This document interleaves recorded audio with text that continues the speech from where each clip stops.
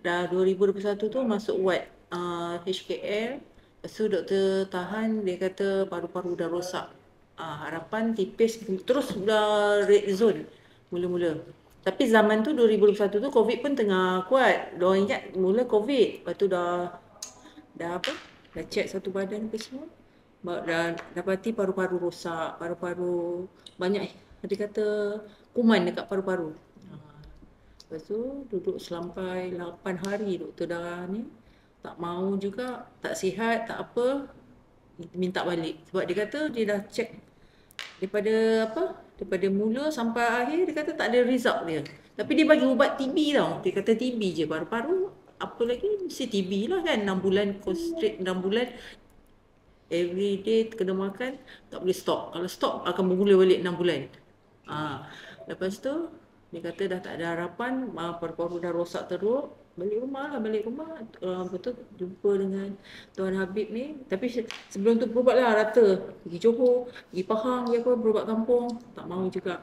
Mungkin boleh lah, tapi setakat seminggu je okey. Lepas pada tu, jumpa Tuan Habib, dia ubah pemikiran kita. Dia cakap, kan terapi sound ni kan. Lepas tu saya kata saya boleh sihat, saya kuat. Lepas tu 3 ke 4 kali pergi lepas tu yang terakhir sekali kita pergi kat Watu Cave tu. Nampak perubahan. Apa? Mau kita tak boleh makan muntah kan. Dia boleh makan dah sikit-sikit sebab dia suruh air yang tak ada gula, kita kata air tu manis. Baru boleh cakap manis kan, baru boleh makan. Daripada berat akak 75 atau 76 dengan ketinggian 177, terus terang dalam masa tak sampai sebulan lebih turun berat badan sampai 35 kilo. Dah tak boleh bangun langsung. Pakai pampers kan. Kena orang bawa pergi bilik air apa semua.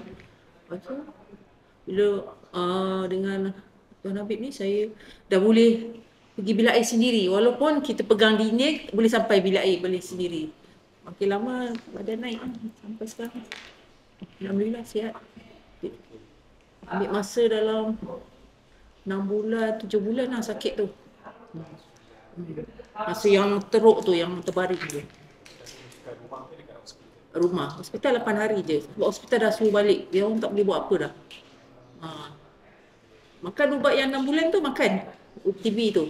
After tu pergi check up balik. Dia cakap bukan TB pula. Tapi dah 6 bulan ni kita makan. Ubat TB efek dia tu lah. Mata kita rabun. Kita urine jadi ni kan. Pinggang. Alhamdulillah sekarang beransur lah. Sihat.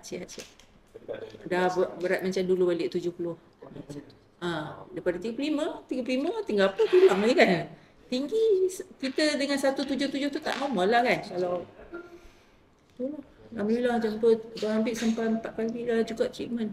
Tapi berbaloi lah kan. Yang nampak ketara tu dekat Batu Cave. Dalam gua kita orang berubat. Terasa tidur atas katil tu.